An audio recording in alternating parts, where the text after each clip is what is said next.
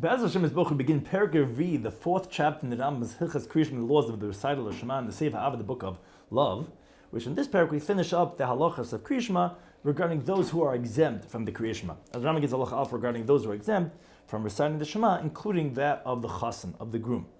Nashim, women, v'avodim, and slaves, because it's a mitzvah saseshes man, it's a time-bound commandment which slaves have the halacha like women that they're exempt from. Uketanim and children are patur Kri'as, are exempt from the mitzvah Kri'as. But but we do teach the children to say it in its appropriate time, and to say the brachas of Kri'as before and afterwards. That's known as the mitzvah of chinuch, to inaugurate them, to train them in the mitzvah of the Kri'as. Now, if someone's consciousness, heart, was perturbed, and was caught up in performing a mitzvah. Some patur mikol mitzvahs is exempt from all mitzvahs. That's what's known as oisik mitzvah. You engage with a mitzvah, and you cannot be doing it at the same time because you could then do both. Then you're patur from another mitzvah, and that includes the Kri'as from the recital of Shema. Lefikach, therefore, chassan shenasa besula, a groom who marries a virgin, patur Kri'as he's exempt from the saying of the Shema until he has consummates the relationship, until he is intimate with her.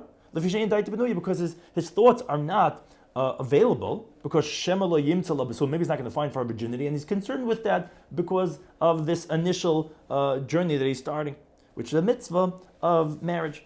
Now, v'mshad matzah Shabbos b'loy, let's say generally we get married on besul, and this is liyam revi, on the Wednesday night, and it's already been matzah Shabbos, and he has not yet had cohabitation.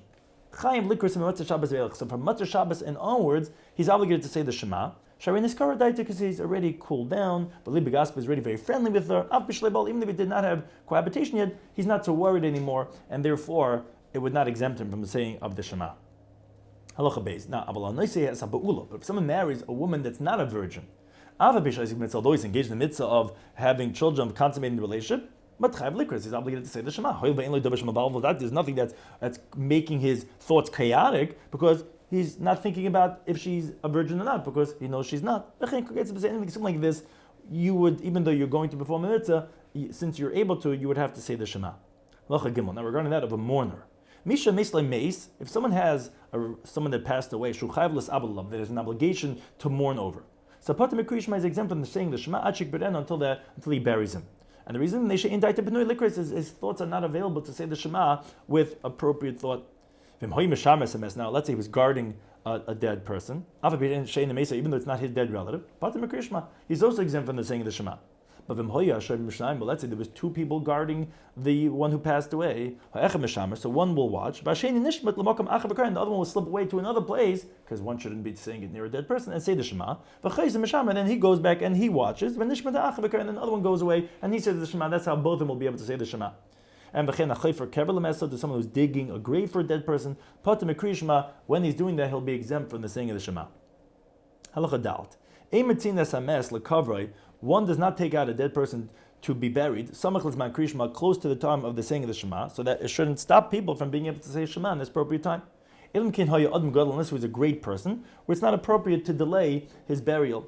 Now, if they started taking out the dead person, it came time for saying of the Shema, and they're escorting the dead person. So, as follows: anyone that the coffin has a need for him, for example, those who are carrying the coffin, and those who switch with them, and those who switch with the one who are switching, where they would generally change by the carrying of the coffin, because everyone wants to have an opportunity to have that merit of carrying the coffin. So whether they were in front of the coffin, whether they were behind the coffin, they're going to be exempt because they're oisik in this mitzvah. But but the rest that are escorting, where the coffin does not have a need for them, they're just doing it because of the honor of the mess, and they would be obligated to go out and say the Shema. Halacha hey, let's say they were engaged in the levaya, what we call the eulogy. So begiz my Kri'as, they came time for saying the Shema. So Bizman shemis munach lefneim, as often is that the dead person is laying there by the levaya. Nishmatim echad b'karan. So everyone slips out one by one, not all at once, because that would be a disgrace. One by one, and they say the Shema. But then they come back to the eulogy. Let's say the dead person is not laying there in front of them. Let's say he's in another room, and they're doing the levaya over here. So kol Kri'as Shema. So everyone says the Shema together at once. The mourner himself, he sits and he's silent.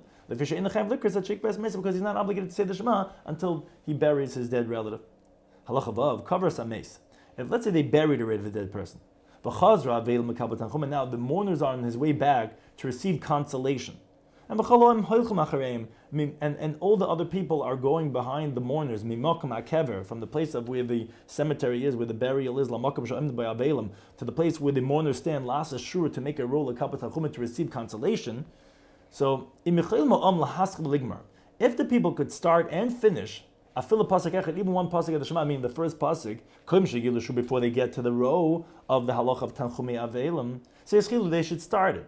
If not, then they shouldn't start. Rather, they should go ahead and console the mourners, because the mitzvah of Tanchumei Avelim is a biblical mitzvah, which they're busy and engaged with right now. And after they take leave from them, then they should start saying the Shema. Now, regarding the people who are standing by the row, which they would pass by and they would be menachem them, the ones on the inner part, who they see the face of the mourners as they're walking by, and they're exempt from the Shema, because they're engaged in this mitzvah. The ones on the outside, since they don't see the mourners, they would be obligated to say the Shema where they are in their place. Halacha Zayin continues regarding someone who is exempt from the Shema, but he wants to say the Shema. Whoever's exempt from saying the Shema. So we said a chassan, we said an oval. If he wants to be stringent on himself and to say the Shema, he could say it. But that's only if his thoughts are clear for him. But if let's say this one who's exempt from saying the Shema was confounded and chaotic, he's not to say the Shema until he's able to focus his thoughts and say the Shema. Regarding a person that's in a state of spiritual impurity. Whoever is ritually impure, is still obligated in saying the Shema, and the Hemutumasim. They say the Berachas Kri'as Shema before and after, even though they're in the state of impurity. And even though they could go and elevate themselves out of their ritual impurity that same day. For example, if someone touched one of the dead 8 creatures that contaminates, or a menstruating woman, of a zava, a woman who has a different type of cycle of dam, umishkavan, and the beds that they laid on, which also has that tama, or similar types of things, where right after they immerse, they become pure. Even so, they're allowed to say the words of Torah, including Shema, even with the ritual impurity on them. Now, but the Ezra based Dina Tiknu, but Ezra and his courts, they instituted Shlika b'divrei Torah, that one should not say the words of Torah ba'al kari levade, only for the tumah of someone who had a nocturnal emission, who had a seminal discharge. And b'yitziu machlal shar tameim, and they removed the ba'al kari from the category of all other people that are tamei until he immersed himself, and because of ba'al kari, the tumah only comes from a lightheadedness, and therefore it's inappropriate to say the Shema in that state of tumah and saying the words of Torah. Now, but this institution did not become disseminated and widespread throughout the Jewish people, and it was not in the power of most of the community to withstand such a decree. And therefore, it dissolved. And the custom has already become that Kol Yisrael, all the Jewish people, likras b'Torah, to learn the words of Torah, but likras Kri'as Shema, to say the recital of Shema, even vein balik karoyin, even if they already had a seminal discharge. And the reason for that is because the words of Torah do not receive ritual impurity. Rather, they stand with their purity forever. Shlomo says the pasuk in Yirmiyah, Hashem says, "Behold, my words, the words of Torah, are like fire," which teaches us just like fire is not a substance that can become impure. So the words of Torah is not makabel tumah. Therefore, even someone who's a balkari could learn the words of Torah and could also say the Shema even in the state of being a balkari.